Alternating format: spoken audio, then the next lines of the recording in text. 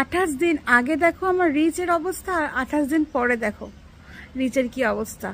তো আমি কিন্তু প্রচুর নমস্কার বন্ধুরা, আমি সোনালি।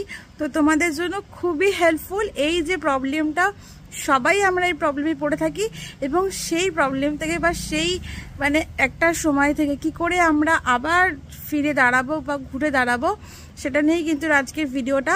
তো আশা করি সবাই দেখবে এবং সবার খুব হেল্প হবে।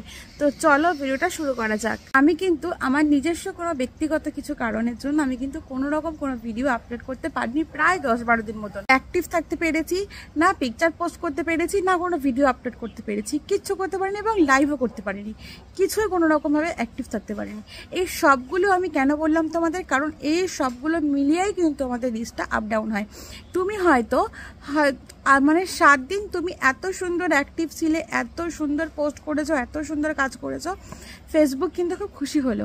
তারপরে দেখলো আবার তুমি 14 দিন বেশ ভালো কাজ করলে। এরকম করেই তোমার যখন 28 দিন পর দেখবে খুব ভালো কাজ করে, তোমার কিন্তু রিচ খুব হাই করে দেবে।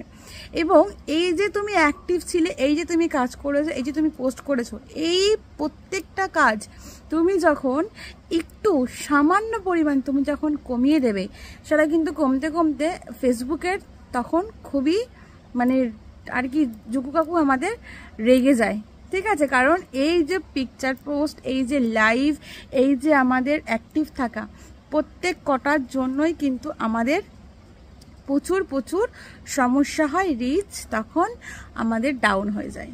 তো সেই কারণে আমাদের একটাই কাজ করতে হবে, দিনে প্রচুর পিকচার পোস্ট করো, প্রচুর রিলস আপলোড করো, প্রচুর ভিডিও আপলোড করো, আর যতটা সম্ভব অ্যাক্টিভ থাকো।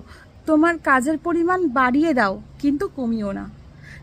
আশা করি ভিডিওটা খুব ভালো লাগলো এবং সবার খুব হেল্প হবে। তো চলো টাটা আজকের মতন।